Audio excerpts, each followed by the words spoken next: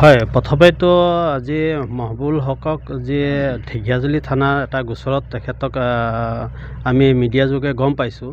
আৰু এই এজাহাৰকাৰী যি মোকছেদ আলী, তেখেতৰ ঘৰ ঢেকীয়াজুলি ৰাজহ চক্ৰৰ অধীনত আপোনাৰ পদুম পুখুৰী, তেখেতৰ বাসগৃহত আমি শোণিতপুৰ জিলা অঞ্চলৰ এক সজাতি দল আহিছোঁ। আজি আহি এটা ঘৰত যিটো পৰিৱেশ দেখা পালোঁ, খুব এটা বেয়া লাগিছে। মানসিকভাৱে পৰিয়ালৰ গোটেইখিনি পৰিয়াল ভুগি আছে।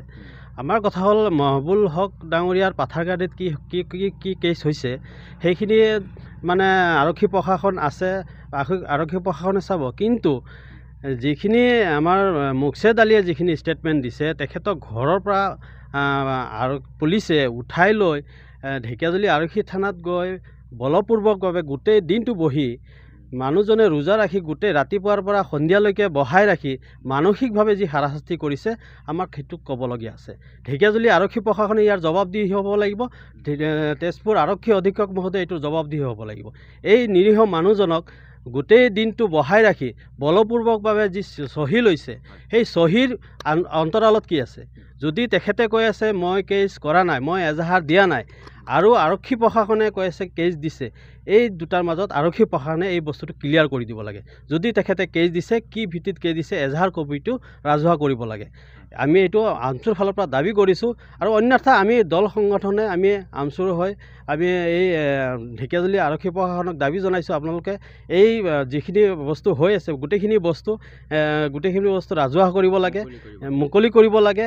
আৰু এই পৰিয়ালক আজি যিহেতু আমি পৰিয়ালক আহি চাইছোঁ, এই পৰিয়ালক সুৰক্ষা দিব লাগে। এতিয়া পৰিয়ালৰ মানুহখিনি ৰাতি কেনেকৈ থাকিব? ইয়াত এটা কি সিহঁতে মানসিকভাৱে ভুগি আছে, ৰাতি কিবা হয়েই নেকি? আমি ঢেকীয়াজুলি আৰক্ষী প্ৰশাসনক অনুৰোধ জনাইছোঁ, এই পৰিয়ালক সম্পূৰ্ণ দায়িত্ব আৰক্ষী প্ৰশাসনে ল'ব লাগে। আৰু মোকছেদ আলীৰ জীৱন আৰু নিৰাপত্তাৰ দায়িত্ব আৰক্ষী প্ৰশাসনে ল'ব লাগিব। আগন্তুক দিনত মোকছেদ আলীৰো জীৱন আৰু সুৰক্ষাৰ ইয়াত কথা আহি পৰিছে। ইয়াত আমি দাবী জনাইছোঁ। আৰু বিশেষকৈ যিহেতু কেছৰ কথাটো আহিছে, মোকছেদ আলী বাৰে বাৰে কৈ আছে মোক জবৰদস্তি ঘৰৰ পৰা উঠাই লৈ গৈ তাতে জবৰদস্তি বলপূৰ্বকভাৱে গোটেই দিনটো ৰাখি মানসিকভাৱে হাৰাশাস্তি কৰিছে। এইখিনি যদি প্ৰশাসনে যদি সাধাৰণ মানুহৰ লগত এনেকুৱা কৰিব পাৰে, সেইখিনি বৰ লজ্জাজনক কথা। আমি অসম চৰকাৰক, গৃহ বিভাগৰ দায়িত্ব থকা মাননীয় মুখ্যমন্ত্ৰী ডাঙৰীয়াকো আহ্বান জনাম, আপুনি এই বস্তুটোত সুস্থ এটা ৰাজধৰ্ম পালন কৰি আপোনালোকে ভাল এটা সিদ্ধান্ত লওক, যেন মানুহে আৰক্ষীৰ ওপৰত বিশ্বাস কৰিবৰ কাৰণে বাধ্য হয়।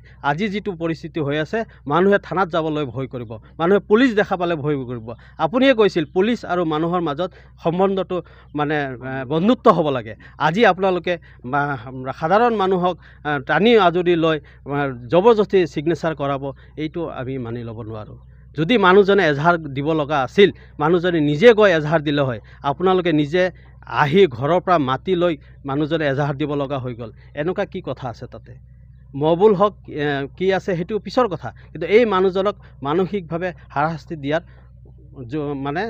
মই যুক্তিটো বুজি পোৱা নাই। আমাৰ আমচুৰ দাবী, এই গোটেইখিনি কথা শোণিতপুৰ জিলা প্ৰশাসনে স্পষ্ট হিচাপে ৰাজহুৱা কৰিব লাগে। তেখেতে কিহৰ কাৰণে ইয়াৰ পৰা উঠাই লৈ গৈছিল, কিহৰ কাৰণে গোটেই দিনটো থানাত বহাই ৰাখিছিল, এই কিহৰ কাৰণে তেখেতক ছিগনেচাৰ লোৱা হৈছিল, এই বস্তুখিনি ৰাজহুৱা কৰিব লাগে। আমি এইটো দাবী জনাইছোঁ।